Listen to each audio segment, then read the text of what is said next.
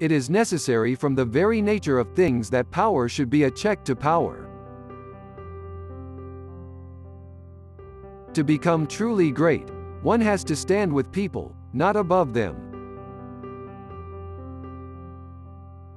The deterioration of every government begins with the decay of the principles on which it was founded.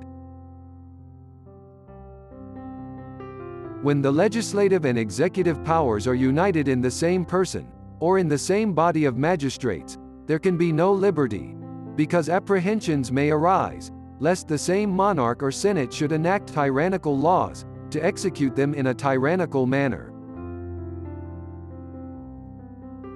There is no crueler tyranny than that which is perpetuated under the shield of law and in the name of justice. We receive 3 educations, one from our parents, one from our schoolmasters, and one from the world. The third contradicts all that the first 2 teach us. In the state of nature, all men are born equal, but they cannot continue in this equality. Society makes them lose it, and they recover it only by the protection of the law. Every man who has power is impelled to abuse it. Law should be like death, which spares no one. An injustice committed against anyone is a threat to everyone. That anyone who possesses power has a tendency to abuse it is an eternal truth. They tend to go as far as the barriers will allow. The less men think, the more they talk. To succeed in the world we must look foolish but be wise. If we only wanted to be happy, it would be easy. But we want to be happier than other people, and that is almost always difficult, since we think them happier than they are. Democracy has 2 excesses to avoid: the spirit of inequality, which leads to an aristocracy, or to the government of a single individual, and the spirit of extreme equality, which conducts it to despotism, as the despotism of a single individual finishes by conquest. Religious wars are not caused by the fact that there is more than one religion, but by the spirit of intolerance, the spread of which can only be regarded as the total eclipse of human reason. Liberty is there only when there is no abuse of power.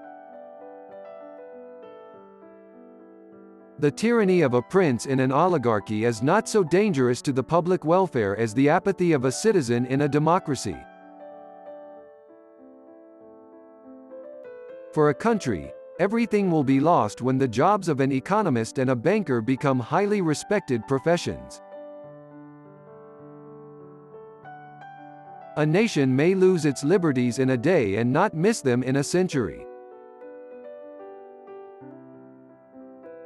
Democracy is corrupted not only when the spirit of equality is corrupted, but likewise when they fall into a spirit of extreme equality. Knowledge humanizes mankind, and reason inclines to mildness, but prejudices eradicate every tender disposition.